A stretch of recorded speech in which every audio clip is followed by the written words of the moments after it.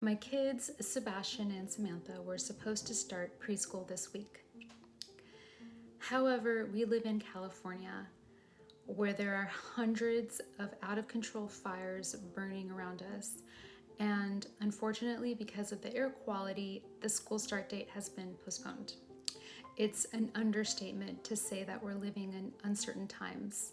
Not only have I had to explain to my children the coronavirus and why we have to wear masks and stay 6 feet apart from other people anytime we're out in public, which is a rare occasion anyway, but now I have to explain to them why we can't even go outside in the backyard and play, and why it smells like a campfire anytime we step outside, because that's how bad the air quality is around us right now.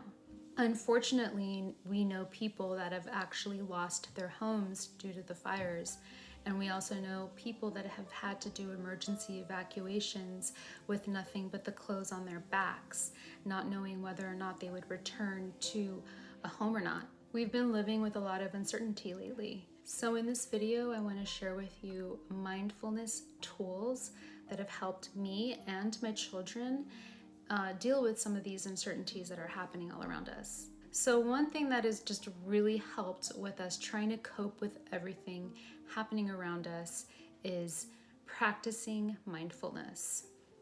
And mindfulness is all about living in the present moment. It's about really just being in the moment and really just immersing yourself in where you are right now. And this is something that children are really good at. This is actually one area where children and adults are very different. It's just something that's really innate in children to really immerse themselves in what they're doing and experiencing things to their fullest capacity. It just comes naturally to them. That's why when you watch a child washing his or her hands, you'll notice that he or she can just do it forever because they're actually having a sensorial experience. They're feeling how the water feels against their hands.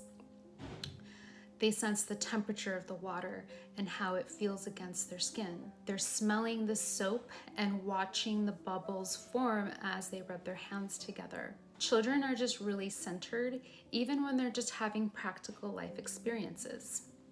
They are practicing something that we as adults really need to work hard at because it's not innate in us anymore. It's kind of like going to New York City for the first time. When you go, you're very aware of the sights, the smells, the sounds, because everything around you is new. And it's something that's just absolutely exhausting.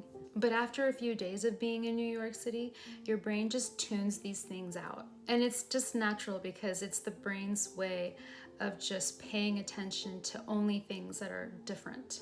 So in that same way, when it comes to practical life, the adult mind can easily tune out on the tasks, and they need a lot of strategies in order to be in the moment. For children, a lot of what they do is just naturally being in the moment.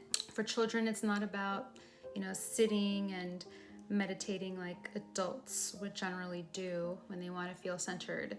Children get this from carrying out practical life activities. And examples of practical life activities are things like gardening or helping to make dinner or helping to sort and fold the laundry. Small children generally want to be useful. Another thing that is very apparent to me is that children really want to connect with you.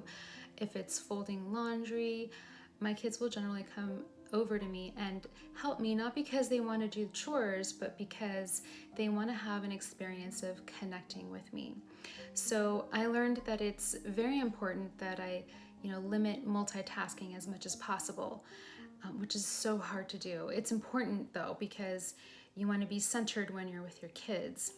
It's just so hard though, because we're so used to our mind going a mile a minute, and it takes work to slow down. But it's important because the appearance to the child needs to be that when you're with them, you are totally there. So mindfulness is something that can be practiced with children through activities. It is helpful to have them focus on sensory, body awareness, and emotional vocabulary. So you can basically focus on things like tastes, smells, sounds, and emotions. And the reason that senses and emotions can come into play with mindfulness is that children are not always aware of how their body is feeling in a conscious way.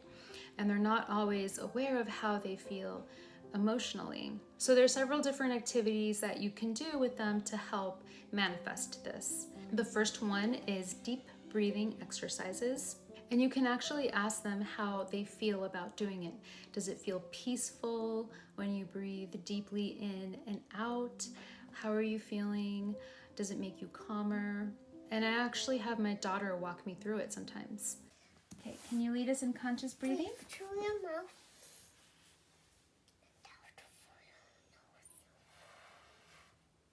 Just for a while, just for a little bit. Okay.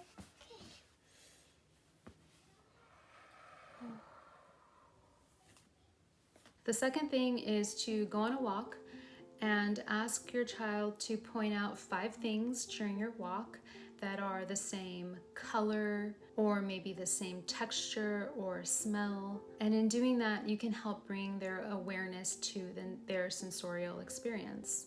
Blowing bubbles is another way of doing it, and asking them how it feels as their breath leaves their body. Coloring is another thing that you can have them do, and ask them to pay attention and be mindful of the colors and the shading. Listening to music is something else that they can do, and ask them to tell you what instruments they hear.